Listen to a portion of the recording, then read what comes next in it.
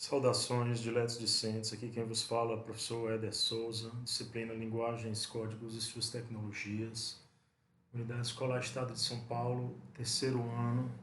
Diletos, hoje nós vamos concluir o nosso assunto para o nosso segundo teste, que é as vanguardas artísticas europeias, para a gente dar início ao estudo do modernismo. Então, é um assunto muito cobrado no Enem. Todos os anos você tem uma, duas questões sobre as vanguardas. É um dos assuntos na parte de artes, mais especificamente, que é um dos mais cobrados. E por isso a gente trabalha esse conteúdo todos os anos. Porque não passa um ano sem que caia uma questão sobre as vanguardas, tão grande é a importância que elas tiveram, ok? Então, bons estudos a todos e vamos com fé e força. Nossa mensagem inicial: a única pessoa que teve o rei na barriga foi Maria. O resto é arrogância. Então, vanguardas europeias, nossas palavras iniciais. Então, nossas palavras iniciais, hoje salientar, nós devemos contextualizar historicamente ao surgimento das vanguardas artísticas europeias. Então, as duas primeiras décadas do século XX vão assistir na Europa crise fundamental do capitalismo e, ao mesmo tempo, ao nascimento da democracia de massas. A burguesia, ela tem plena consciência do perigo que representa para ela a revolução socialista, mas ela acredita ainda na possibilidade de resolver essas crises ocasionais da economia capitalista. Então, as grandes conquistas científicas do período, elas vão servir de base de sustentação para o enaltecimento do progresso, que vai conduzir o mundo a uma euforia. Só para se ter uma ideia do extraordinário avanço técnico dessa época, observe a quantidade de inventos que foram criados no início desse novo século, como o telégrafo, o automóvel, a lâmpada elétrica, o telefone, o cinema, o avião. Então, só daí você tira uma ideia da grandiosidade, do extraordinário avanço técnico-científico da época. Então, a máquina ela se fez presente em todos os momentos da vida do homem dessa época. Então, toda essa inédita evolução científica, rompendo barreiras de tempo e espaço, levou o homem a um estado de euforia que conduziu esse mesmo homem à valorização do viver confortavelmente, ou seja, do aproveitar o presente. Lembra lá do Carpe Diem, do arcadismo? Pois é. E a cidade de Paris, ela se torna o centro do prazer e também o centro do mundo e da cultura, a capital francesa. E essa época ela é chamada de Belle Époque, né? Época bela, época grandiosa, que atinge o ponto culminante de cultura, de progresso técnico-científico. Mas aí o que acontece? Em 1914, estoura a Primeira Guerra Mundial. E esse conflito mundial levará o homem ao quê? A uma descrença total em relação aos sistemas políticos, sociais e filosóficos até então vigentes. Então, vai terminar o período em que todos se sentiam seguros e eufóricos, e em 1918, esse conflito da Primeira Guerra Mundial chega ao fim. Esse conflito envolveu praticamente o mundo inteiro, gerando um enorme descontentamento. Então, o homem que viveu a guerra, ele começa a questionar esses valores, os valores do seu tempo.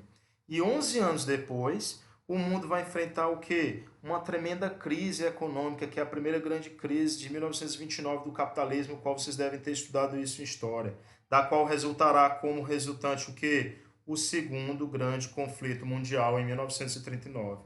Então, é nesse ligeiro período de entre guerras, assiste-se ao que? A chamada época marcada pela ânsia de viver freneticamente, chamado anos loucos, né? De viver o hoje e o agora. Então, a guerra tinha lançado no espírito humano a incerteza sobre a permanência e a duração da paz.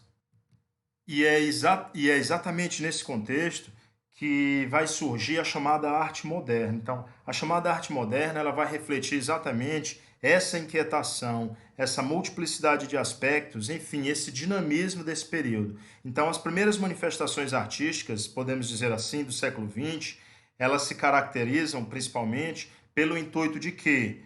Três palavras-chave: chocar, a opinião pública com ideias absolutamente novas, pela ruptura, a segunda palavra-chave, com o passado e pela abertura, a terceira palavra-chave, em relação às possibilidades de constantes mudanças. E é nesse contexto que as vanguardas artísticas europeias, elas têm um papel fundamental. Então, a etimologia da palavra avant-garde é um termo francês que quer dizer a guarda que vai na frente, aquele que vai adiantado. Então, a vanguarda indica aquilo que antecipa um novo caminho, que está na frente, adiantado. O que são essas vanguardas? Elas são correntes estéticas cujos objetivos são criar novas referências estéticas e romper com a tradição. Qual é a importância delas? As vanguardas europeias, elas anunciaram novos padrões estéticos para um mundo em constante e plena transformação. E como elas agiam? Elas agiam, cada corrente, cada movimento, por meio de manifestos, que eram textos, carros-chefes, que veiculavam as suas ideias, as suas propostas e os seus objetivos, né? E bem como as estratégias para alcançar esses objetivos. Então, a primeira vanguarda europeia é o cubismo, que vai surgir na França em 1907. O cubismo ele vai surgir, essa vanguarda, primeiro dentro da pintura, e daí ele vai influenciar todas as outras artes. Então, o principal expoente do cubismo é o pintor Pablo Picasso. Quais são as principais características? Decomposição do objeto em múltiplos planos, rompimento com a perspectiva tradicional, simultaneidade, recorte e colagem e primitivismo. Vamos observar alguns quadros com características cubistas. Está aí, La Rêve. Observe a tentativa de quebrar a perspectiva tradicional. O que é essa perspectiva? Essa visão, esse enquadramento do objeto retratado. A tentativa de fazer uma simultaneidade através do corte e da colagem, né? Outro quadro de Pablo Picasso. Nos exercícios, nós iremos aprofundar, identificando essas características com mais especificidade. Aqui, a gente vai falar um pouco no geral, né? Tá aí a guitarra e a pipa, de Juan Gris. E um quadro bem famoso, La Demoiselle d'Avignon, As Senhoras de Avignon, também de Pablo Picasso. Qual é os efeitos do cubismo na literatura? Tá aí um poema de Oswald de Andrade, que vai apresentar essas características. Observe. Coqueiros, aos dois, aos três, aos grupos, altos, baixos. Quais são as características presentes nesse texto? Observe. Nós temos a eliminação do anedótico pelo descritivo. Então, a anedota, o riso, a graça, ele vai dar lugar à simples descrição, pura e seca e límpida. Então, há uma enumeração caótica e como se ele estivesse tirando retratos, recortando essa realidade, chamado flash cinematográfico, né, obtido pelo uso da técnica de recorte e colagem. Então, essas são algumas das características que o cubismo vai influenciar, vai trazer para a literatura.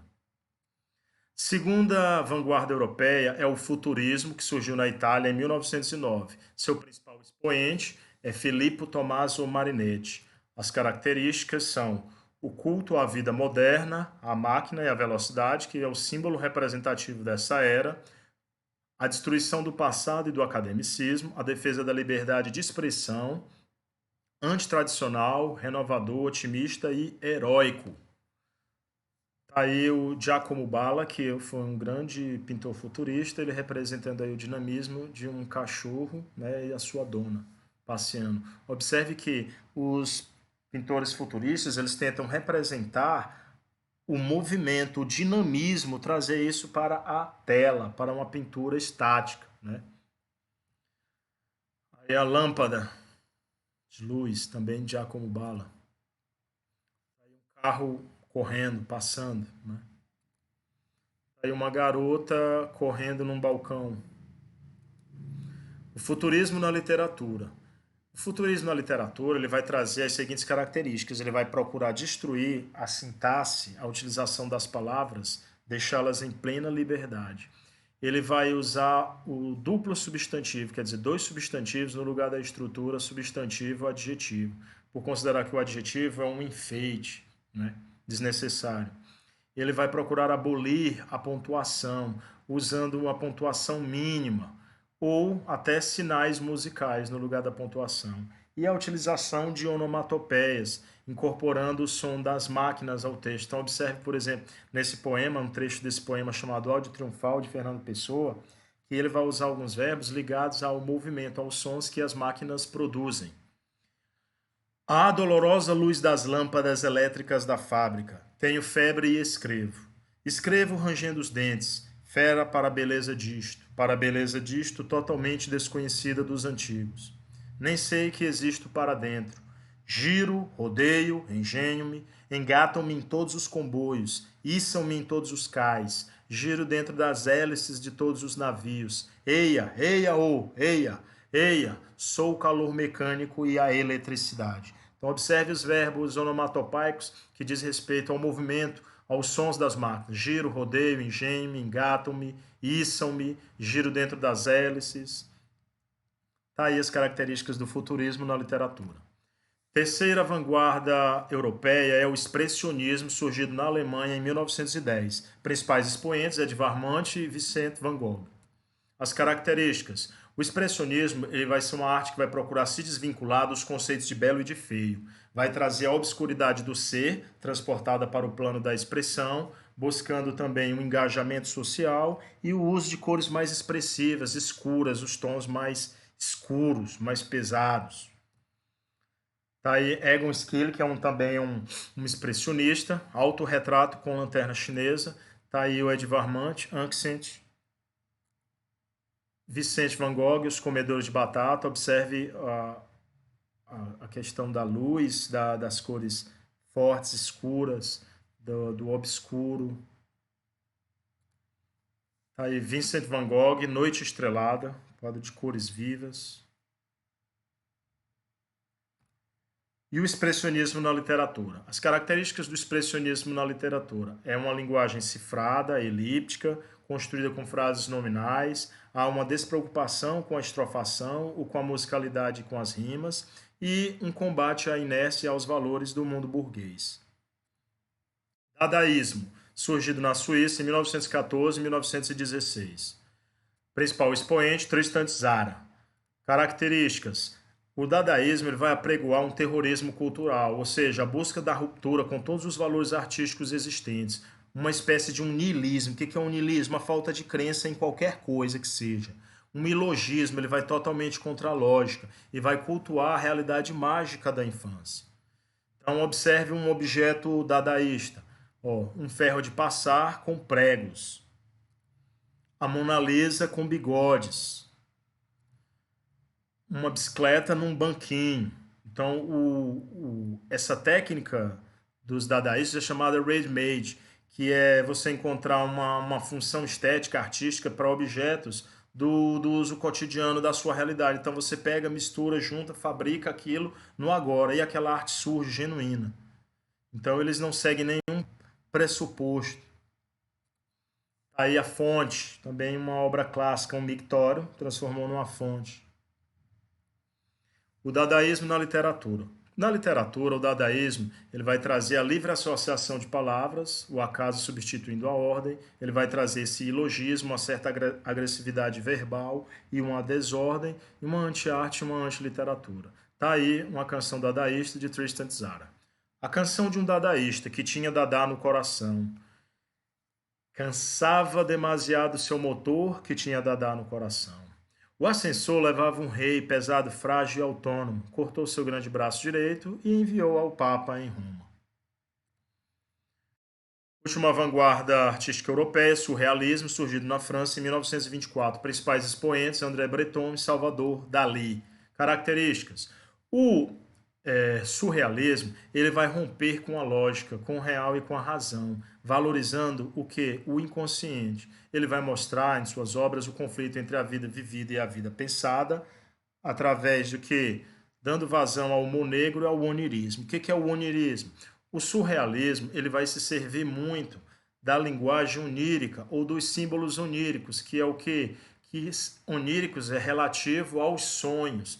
Então, O surrealismo ele vai estar muito ligado às ideias freudianas de inconsciente, de razão e quebra dessa razão, porque no inconsciente ele vai ter uma razão toda própria, ele vai ter uma lógica toda própria, vai ter uma associação entre símbolos, entre realidades diferentes. E esse onirismo ele vai ser um ponto fundamental para a criação surrealista, né? A utilização dessa imagem libertada, o gosto pelas essas comparações entre coisas diferentes, a fusão entre objetos diferentes, criando metáforas visuais fantásticas, belíssimas.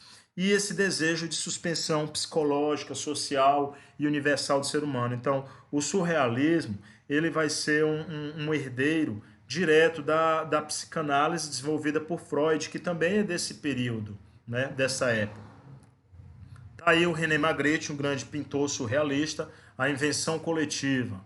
Observe a fusão, a imagem visual criada, a persistência da memória de Salvador Dalí, a criança geopolítica assistindo o nascimento do novo homem.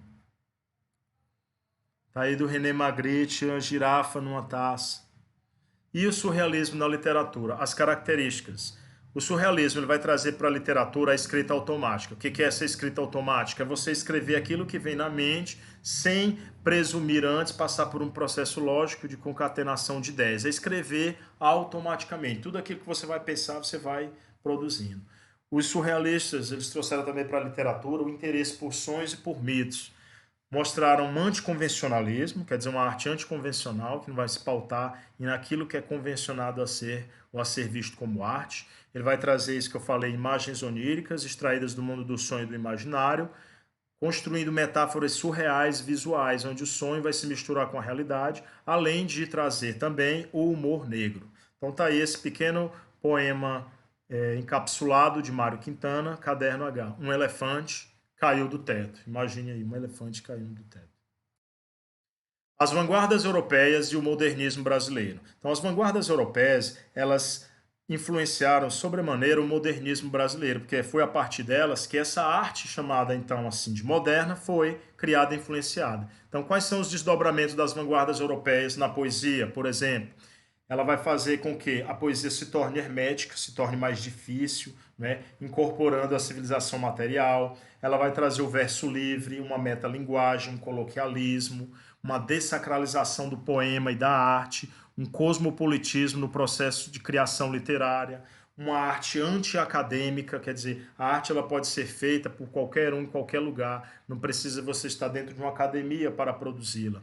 Vai trazer, portanto, também um anticonvencionalismo, e uma abolição da diferença entre temas poéticos e prosaicos, trazendo humor para dentro do campo poético e uma linguagem mais simples. Isso na poesia. Quais são os desdobramentos das vanguardas europeias na prosa? Na prosa, nós vamos observar, em algumas prosas, em alguns romances, o autor ausentando-se dessa narrativa, a ação e o enredo perdem uma certa importância para que se destaquem as emoções e os estados mentais, bem como as reações das personagens nesses romances, por exemplo, como Macunaíma, que nós iremos estudar a posteriori. Então fala-se muito do indivíduo, aumenta-se o interesse pelos estados mentais, pela vida interior e profunda do eu. Vai se dar vazão na narrativa ao fluxo da consciência. Então a realidade externa ela vai ser só uma espécie de balizamento, mas esse fluxo da consciência, essa realidade interior, vai ser dado mais vazão a ela. Então a literatura ela vai tornar-se muito subjetiva, interiorizada e abstrata. Então você vai utilizar a sugestão, a associação de ideias, a expressão indireta, né? E nós vamos ter romances experimentais, chamado experimentalismo, como Macunaíma é um romance experimentalista, ok? Então esse foi o nosso assunto de hoje. Um abraço, to be continued, nós continuaremos posterior com os nossos exercícios. Até mais, pessoal.